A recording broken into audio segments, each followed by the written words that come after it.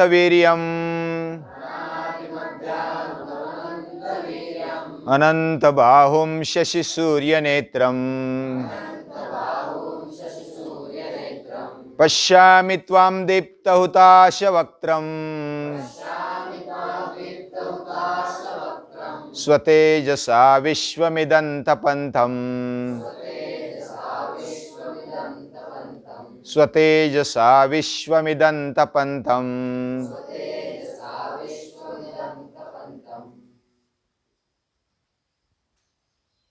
11वां अध्याय विश्वरूप दर्शन योग कहा जाता है। विश्वरूप का दर्शन करने के बाद 10वें अध्याय में अर्जुन की आंखें खुल गई, उसके व्यवहार बदल गए।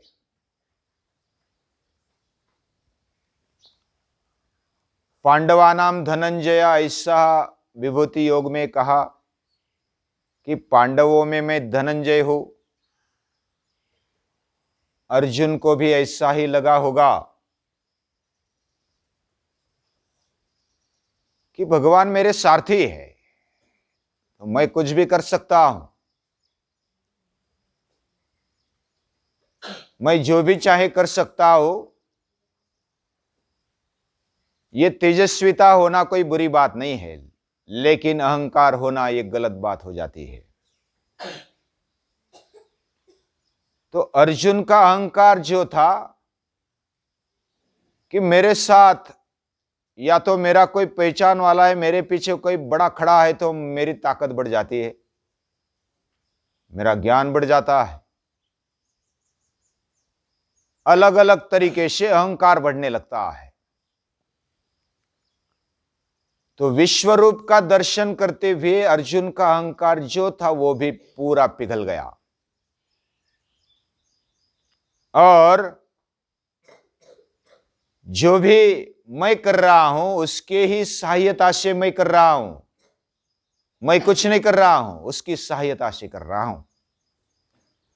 यह पक्की समझ अर्जुन की बन गई। यह विश्वरूप दर्शन का परिणाम है। यह अध्याय ऐसा है, अगर अच्छी तरह से पढ़ेंगे,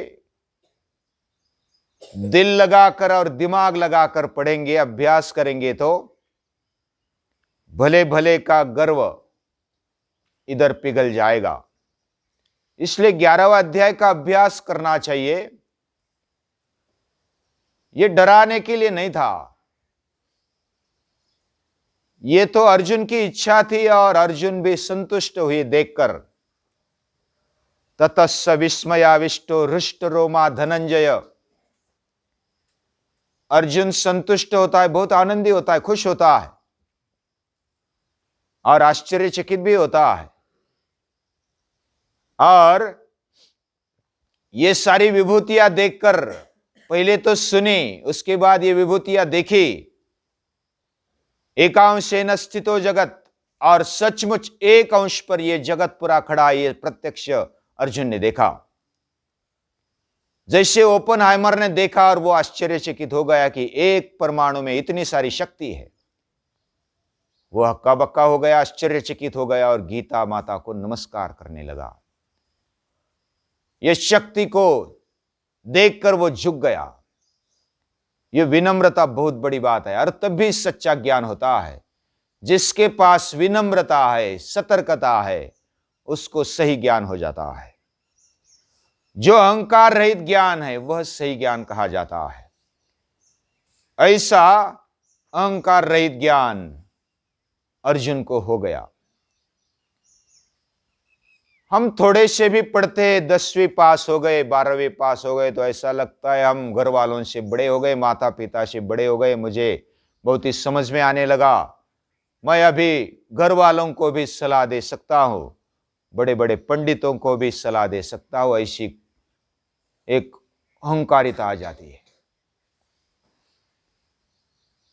और केवल इतना ही नहीं, भगवान भी है क्या नहीं है, ऐसे प्रश्न पूछने की जरूरत भी आदमी करने लगता है। यानी ऐसी दृष्टता करने वाला, उसको भगवान का ये रूप देखना चाहिए, उसको समझना चाहिए। कोई भी मगनलाल छगनलाल अपने बलबूते पर काम करता है, ऐसा उसको लगता है। पहले जब कुछ नहीं था तो पूरा लोटांगन लगाता था। लोटांगन यानी पूरा जो बलवान है, ज्ञानी है, उसके सामने पूरा साष्टांग दंडवत करता है। लेकिन जब खुद 4 पैसे कमाने लगता है तो फिर वो एक अलग ही गुरमे में आता है। लेकिन अगर विचार करेंगे तो ये जगत इतना बड़ा है, अखिल ब्रह्मांड का विचार करेंगे तो सूर्य, चांद, ग्रह, तारे, नक्षत्र, ये जो सूर्यमाला है वो इतनी बड़ी, उसके भी आगे जो आकाश गंगा है उसमें बहुत सारी सूर्यमालाएं हैं। ऐसी बहुत सारी सूर्यमाला की आकाश गंगाएं बहुत होने वाली दीर्घिका भी है। ऐसी अनेक दीर्घिका जिधर रहती है, ऐसा अवकाश, ऐसा आकाश, ये ब्रह्मांड है। उसमें सूर्यमाला में एक पृथ्वी ग्रह, वो भी बहुत बढ़िया है, उसमें लगभग 70% पानी है और केवल 25-30% माटी है, मिट्टी का भाग है। और उसमें ये खंड है अलग अलग, वो भी बहुत बड़े हैं। और उन खंडों में एक आशिया खंड, वो भी बहुत बड़ा है। आशिया खंड, उसमें फिर भारत देश।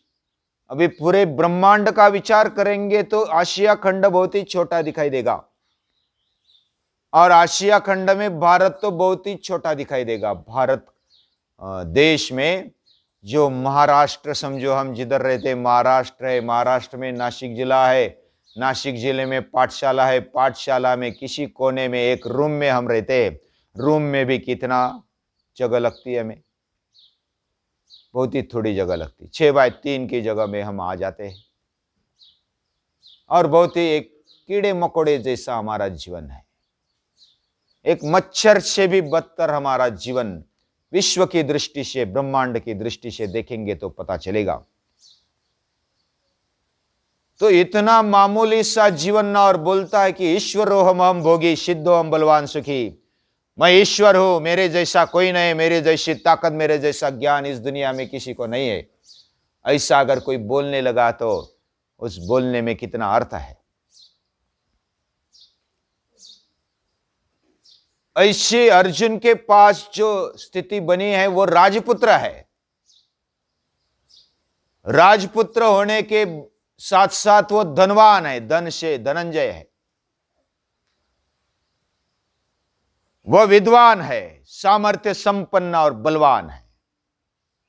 ऐसी सभी शक्तियां उसके पास होने के साथ साथ अभी तक वो हारा नहीं है। वह जिधर भी लड़ा है उधर विजय पाई है, इतना वो बलवान है, ज्ञानी भी है और धनवान भी है, राजपुत्र है। क्या कमी है? ये सब कुछ होते हुए भी एक समयावच्छेद, एक साथ इतना सारा होने पर भी जब विश्व रूप का दर्शन किया तब वो पिघल जाता है।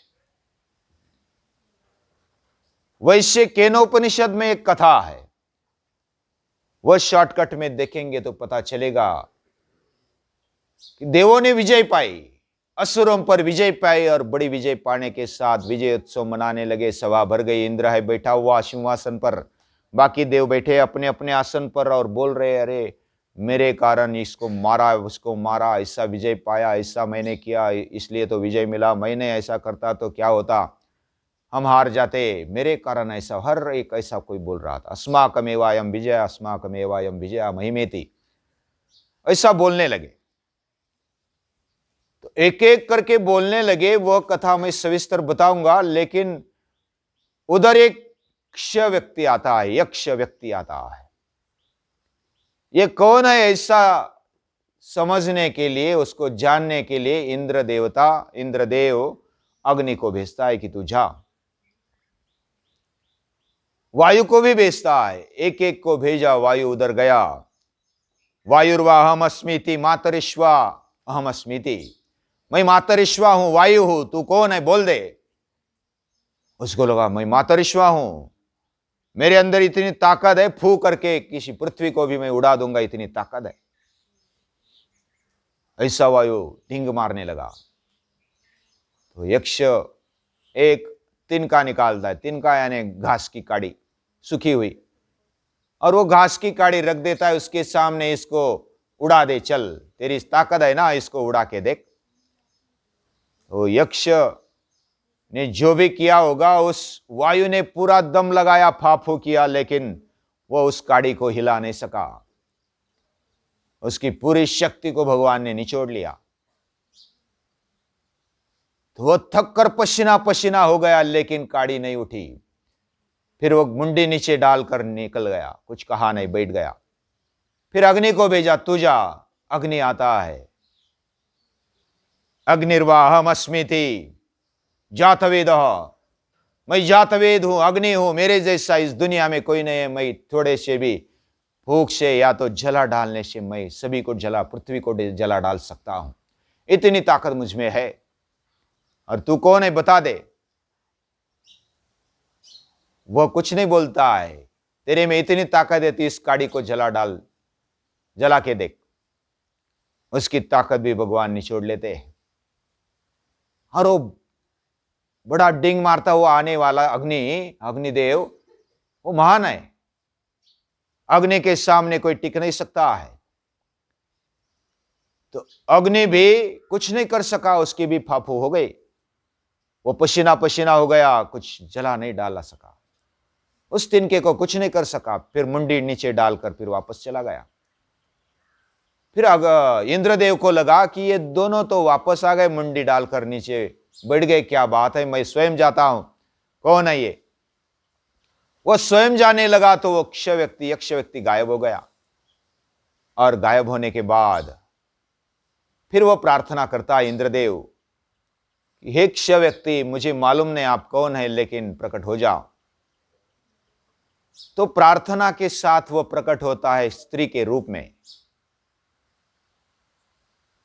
वो हिरणमयी सुवर्णमय यशी रंग में प्रकट होती है। वो स्त्री रूप में प्रकट हुई शक्ति वो बोल देती है कि ये जो आपको विजय मिला, ये आपके कारण नहीं। हे इंद्रदेव, तू तप करने वाला है। इंद्र बहुत बड़ा होता है, बहुत सारे जन्म और ये यज्ञ करने पड़ते हैं, सैकड़ों यज्ञ करने पड़ते हैं, तब इंद्र का पद मिलता है। इंद्र के बारे में बहुत अनाप शनाप बोल देते हैं कोई, लेकिन इंद्र के समान, वायु अग्नि के समान हम देखते हैं तो उनकी पूजा करने जैसे है। वो पूजनीय है, वो प्रातस्मरणीय है। लेकिन एक कथा में बताया कि इंद्रदेव जैसा भी अगर अहंकार से जाता तो वो फिर उसका अहंकार खलास कर देता। लेकिन वो विनम्रता के साथ गया इंद्रदेव, और विनम्रता के साथ गया तो भगवान की कृपा से स्त्री रूप में आकर, मां के रूप में आकर इंद्रदेव को बताता है कि ये विजय तेरी नहीं है, ये विजय आपकी नहीं, ये विजय किसकी है, ये उस शक्ति की, अदृष्ट शक्ति की विजय है। तो ऐसी ये कहानी है। वैसे हमारे पास जब शक्ति आती है, ज्ञान आता है, या तो कुछ समझ आती है, भक्ति से भी कुछ गर्व होता है। ये सब आने के बावजूद भी भगवान को याद रखना, उसकी शक्ति से ही मैं कर रहा हूं, ये समझ जारी रखना, ये बहुत बड़ी बात है। इसलिए अर्जुन बहुत ही पिघल जाते हैं और बोलते हैं नमः पुरस्ताद अथ पृष्ठतस्ते नमोस्तुते सर्वत एव सर्व। और हे भगवान, तुझे आगे से भी नमस्कार है, पीछे से भी नमस्कार है, साइड से भी नमस्कार है, इस साइड से भी नमस्कार है, ऊपर से नमस्कार है, नीचे से नमस्कार है। यह नम्रता उसके जीवन में आ जाती है। बड़ों बड़ों को अगर कोई नीचे लाने का तरीका है, तो ये अभ्यास सभी का होना चाहिए। आगे जाकर के अर्जुन ने जो स्तुति की है, वह स्तुति भी बहुत बढ़िया है, वह जानने जैसी, अभ्यास करने जैसी है। परम पूजनीय दादाजी बोलते हैं कि इस भगवान को जो स्तुति की है, भगवान की स्तुति अर्जुन ने, वह वैश्विक प्रार्थना करने जैसी है। विश्व के लोगों ने प्रार्थना में ये श्लोक बोलने चाहिए, ऐसे 9-10 श्लोक है। भगवान तू ही तू है इस दुनिया में, लेकिन वो थोड़ा लंबा चलेगा, उसको हम कल देखेंगे। लेकिन जो अर्जुन का अहंकार वो छूट गया और पूरी विनम्रता आ गई। नम्रता के साथ ही ज्ञान होता है। जिसके पास नम्रता नहीं, झुकने का तरीका नहीं है, झुकने की आदत नहीं है, वह विद्या नहीं ग्रहण कर सकता, सच्चा ज्ञान नहीं ग्रहण कर सकता। ये इधर सीखने को मिलता है। हम विद्यार्थी है, विद्यार्थी को पहले नम्रता होनी चाहिए। विनम्रता के साथ जो आगे बढ़ता है वो सब कुछ पाता है। उसके जीवन में श्रद्धा के साथ बहुत कुछ मिलता है। लेकिन आगे क्या है 11वें अध्याय में, वो बहुत कुछ है, उसको जितना लंबाएंगे उतना कम ही है। लेकिन हम नमस्कार करते हैं, हमारा अभ्यास भी और नमन करते हैं, बार बार नमन करते हुए हम उसको